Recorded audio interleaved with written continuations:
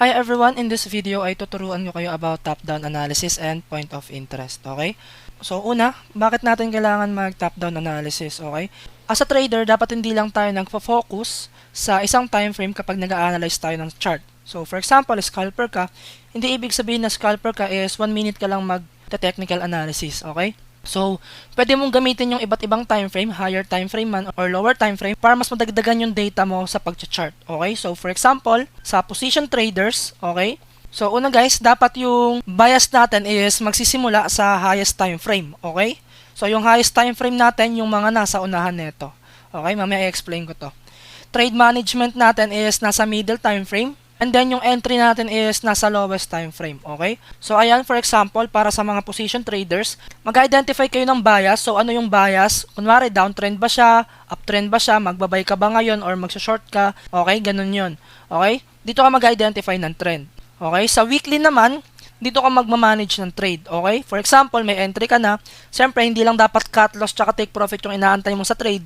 Kailangan minamanage mo pa rin yun para na ma-maximize mo yung mga. So, pag nag-pump siya, magte-take profit ka kahit 10%, 20%. So, pwede ka mag-break even, pwede ka mag-partial take profit, etc. Okay? Dito naman sa daily, ito na yung pinakamababa mong time frame na titignan for entry. Okay? So, dito ka na papasok mag-trade, andito na yung entry mo, andito na yung mga order block mo, andito na lahat. Okay? Dito ka mag-aantay ng confirmation na valid yung trade mo. Dito ka mag-aantay ng reversal, continuation, etc. Okay? So, sa swing traders, ito na yung highest time frame. Okay? Dito ka mag-identify ng trend, ng bias, kung bibili ka ba or magsa-sell short.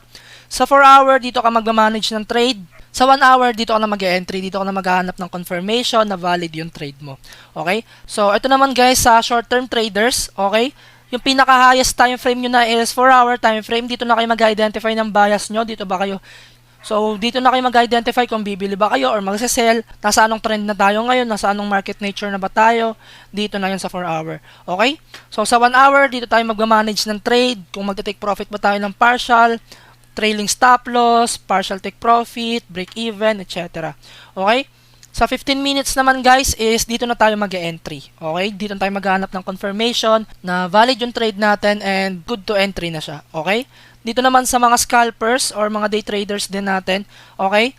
So, yung pinaka-highest time frame nyo na pwede nyo tignan is 1 hour time frame. For trend, market nature, kung magsisell or buy ka ba ng trade mo ngayon. Tapos sa 15 minutes, dito ka na pwede mag-trade management. Then 5 minutes na yung confirmation ng entry. Then dito ka papasok.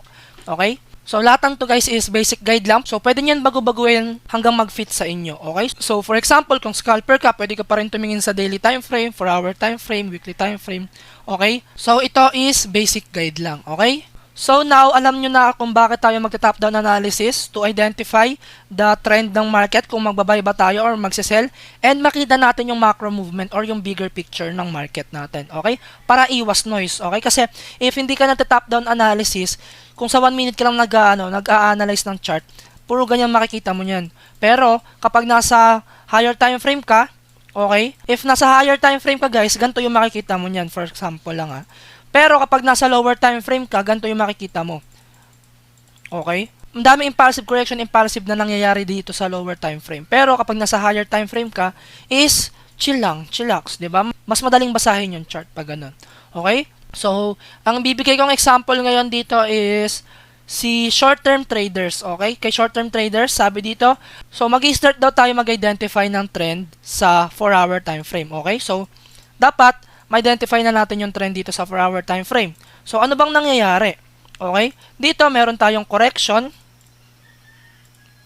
Okay, meron tayong correction dyan. Then, meron tayong impulse dito. Then, nagkaroon tayo ng impulse dito. So, after ng impulse, anong next na mangyayari? Which is correction. Okay? Magko-correct na si market. Okay? So, ngayon nalaman na natin na possible na siyang mag-correct. Nasa anong trend na ba tayo? Nasa downtrend. Okay, ngayon alam na natin yung downtrend na tayo. Okay, pwede nyo isulat yan dito. Ayan. 4-hour downtrend. Number 2, possible correction after the impulsive. Okay, after the impulsive move. Okay? After mo ma-identify yung trend natin at pababa yung trend natin, then identify mo na rin na possible na tayo mag-correct after niya ng impulsive na to. Ang next mo naman gagawin, identify the trading range. Okay? Identify mo na yung trading range mo. Ito na yung recent low and then yung recent high. Okay? So ngayon, pwede mo nang isama dito yung mga ituturo ko sa inyo sa advance like Fibonacci. Ito, ituturo ko itong na pandagdag. So, sa week 3 naman guys is ituturo ko rin sa inyo yung mga advance na pwede nyong pandagdag ng confluence, okay? So, ngayon, nalaman na natin yung point of interest natin. Then, ngayon, alam na rin natin na mag-sell short tayo sa market dahil downtrending tayo sa higher time frame. So, ngayon, habang wala siya sa point of interest mo, pwede ka muna monitor, 'di ba? Monitor ka lang muna hanggang dumating na siya dito sa point of interest mo, tsaka ka maghahanap ng trades for sell short. Okay? So ayan, if dumating na dito sa point of interest mo, pwede ka na bumaba sa 15 minutes, doon ka na maghahanap ng mga setup natin for sell short. Kunwari, meron tayong breaker trade dito, okay? So for example, dumating na dito sa point of interest mo, tapos sa 15 minutes time frame mo, merong breaker trade dito. Okay? Then dito ka mag-e-entry. Okay? Sa 15 minutes. Sabihin naman natin may mitigation play. Okay, may mitigation play. Okay, pwede pa rin yun. Okay? Ayan. Mitigation play. Tapos, sabihin naman natin may normal na order block. Okay, may normal na order block na magpakita. Okay, dito. Madami tayong way para pumasok sa market. Okay?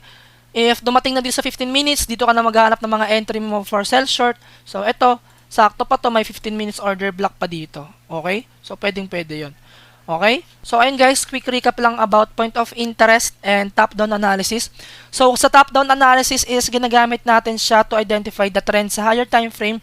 Then, mabilis natin ma-analyze yung chart kasi nakikita natin yung macro ng market. Hindi tayo magugulan sa pag-analyze ng chart kasi nga, di ba, gumagamit tayo ng iba't ibang data sa iba't ibang time frame. Hindi lang tayo nakafocus sa kunwari, scalper ka, 5 minutes time frame ka lang nag-a-analyze ng chart, di tayo ganun.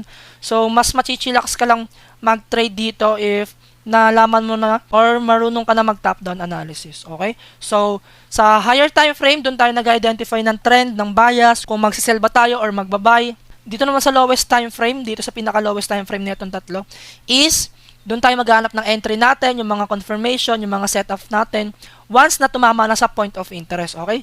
So, yung point of interest naman natin is, doon mataas yung chance, okay? High probability area yon na magre-reverse doon yung market or magre-react doon yung market kasi may minimum tayong tatlong confluence doon, okay? So, mataas yung chance pag tama doon ng price is, magre-react yung price, so kung anong bias natin, okay? So, dito naman sa middle time frame, dito tayo mag-manage ng trade. Okay, dito tayo pwede mag-break even, mag-partial take profit, mag-trailing stop loss, etc. Okay? So, ito guys is guide lang. Okay? Still, pwede nyo pa rin gamitin yung iba't ibang time frame kahit hindi kayo mag-focus dito kung ano yung nakalagay dito sa guide. Pwede pa rin kayo, kahit day trader kayo or scalper. So, sabihin natin, short-term trader ka, pwede ka pa rin mag-analyze ng trend mo sa monthly, sa weekly, sa daily. Then, pwede ka pa rin maghanap ng entry mo sa 5 minutes, 3 minutes, okay? So, this one is guide, okay? Pero pwede nyo na itong gamitin.